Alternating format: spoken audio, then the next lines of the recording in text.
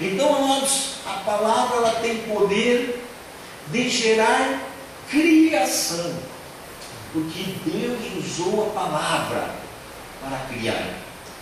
Deus não usou o pensamento, Deus não usou as mãos, Deus não usou qualquer outra estratégia, mas a primeira estratégia que Deus teve para criar alguma coisa foi a palavra. E Deus disse: haja luz.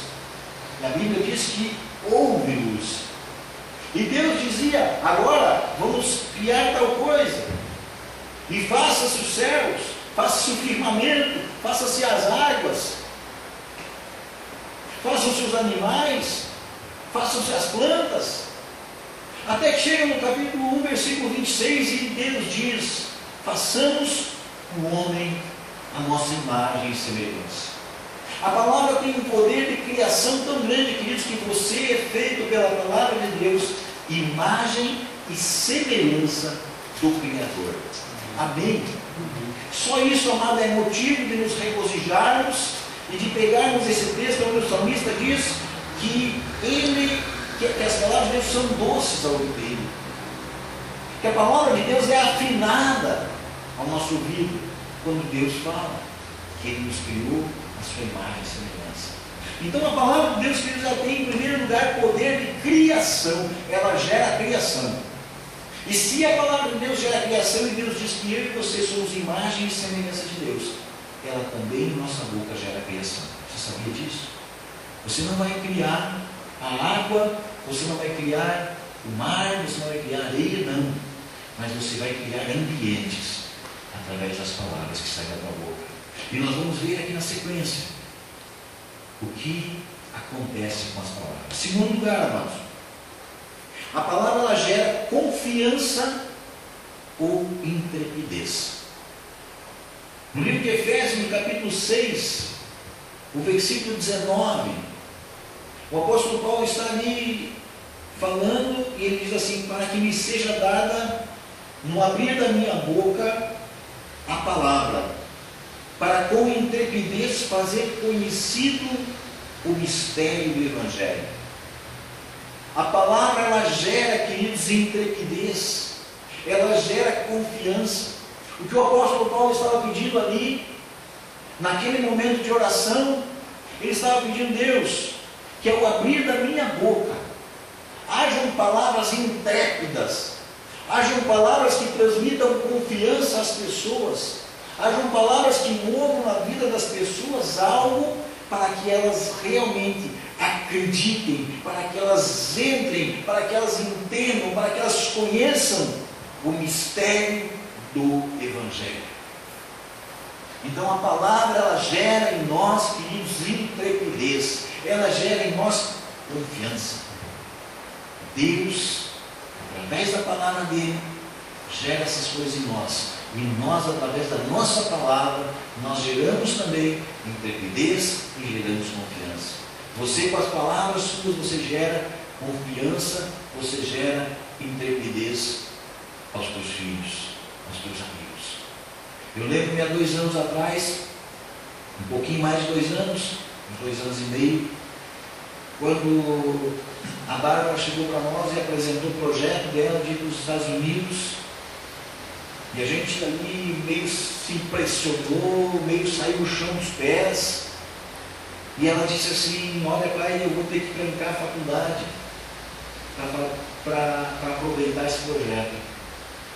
E eu lembro-me até hoje as palavras que eu disse para ela: filha, faculdade você termina com 60 anos, se for o caso, mas não abre a mão do teu projeto, corre atrás. Algum tempo depois, há 1 ano e pouco atrás, ela mandou algumas palavras de lá, ela gravou uma mensagem para o aniversário de 15 anos da Bianca, e a gente rodou ali no projetor, na tela, a gente rodou aquelas palavras e ela dizia para a Bianca: Bianca, não desista dos teus sonhos, dos teus projetos.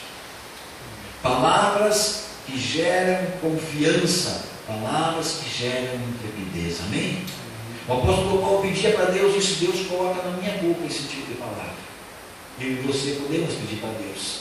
Deus coloca em nossos lábios, coloca em nós, para quando nós abrir a nossa boca, saia de dentro de nós palavras que edifiquem, palavras que tragam intrepidez, palavras que tragam confiança, palavras que gerem vida. Amém? Mais uma coisa que a palavra de Deus gera é, amados, a dúvida ou o medo. E essa palavra, semana passada, veio para a minha vida para ministrar sobre isso, realmente nesse ponto da dúvida ou do medo. Eu gostaria que você abrisse sua Bíblia lá no livro de Samuel, no Antigo Testamento. Nós vamos pegar dois textos, de 1 Samuel, capítulo 17. Nós vamos ler o primeiro versículo 43, onde nós vamos ver uma palavra para gerar dúvida ou medo. 1 Samuel 17, 43 diz assim: disse o filisteu a Davi: sou eu algum cão, para vires a mim com paus? E pelos seus deuses amaldiçoou o filisteu a Davi. Queridos, eu quero dizer para vocês o seguinte: o filisteu, ele fala com Davi, e ele diz assim para Davi: Davi, eu sou um cachorro de certo, para você vir a mim com um pedaço de pau? A palavra, querido, ela gera dúvida ou medo. Dentro do coração, dentro da mente daquele homem, daquele gigante, entrou uma dúvida, porque há 40 dias ele saía do arraial dos filisteus, e ele ia até um local. Havia o arraial dos filisteus que estava colocado, eles estavam colocados num monte. O povo de Deus, o exército de Israel, estava colocado no outro monte. Havia uma planície no meio, havia um local, um vale. E a Bíblia diz que todos os dias, durante 40 dias, aquele filisteu saía do meio do seu exército, e ele ia sozinho porque ele era um gigante. E ele chegava lá, próximo ao exército de Israel, e ele gritava: não vamos entrar em guerra, mas aí deve haver algum homem para guerrear comigo. E vamos fazer o seguinte: manda um homem para cá para guerrear comigo, aquele que vencer o outro é escravo.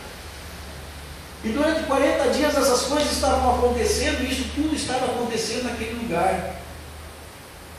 E quando ele percebe, amados, lá num determinado dia, quando ele vai para a planície Fonte, vem do outro lado contra ele um cidadão que a Bíblia diz que era um cidadão franzino, que era um cidadão onde não se encontrava uma grande estatura, porque Samuel, quando vai na casa de Jessé para ungir o filho de Jessé, que seria o rei, ele chama os filhos de Jessé e vem ali homens com tamanho, homens fortes, porque ele sabia que Deus queria no coração dele eleger um homem forte, porque a Bíblia diz que Saul havia sido ungido o primeiro rei de Israel, e era um homem que se sobressaía dos ombros para cima, ele era mais alto do que as outras pessoas. Então Samuel pensou: vai ser um homem alto, vai ser um homem forte. E passaram-se os filhos de Jessé, e Samuel olhava e dizia: esse. Deus dizia: não é esse, Samuel, porque você olha, Samuel,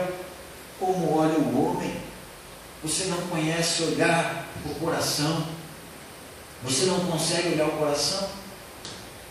E ali se apresenta diante daquele gigante um homem de estatura baixa para um guerreiro. E esse homem não vem com a armadura do rei Saul, que o rei ofereceu para ele, não conseguiu se mover. Esse homem não vem com o escudo, não vem com a espada, ele não vem armado, queridos. Mas ele pega e vem com um pedaço de pau e algumas pedras e uma funda. E ali aquele gigante olha aquela situação e ele diz assim: a primeira coisa que veio à cabeça dele: tu está pensando que eu sou um cão? Quando ele diz essas coisas saíram de dentro dele. Por quê? Porque o coração dele já estava cheio com aquilo, ele já estava amedrontado com aquilo, ele já se sentia um cachorro. Queridos, é assim que o inimigo age na sua vida, é assim que o inimigo age na minha vida.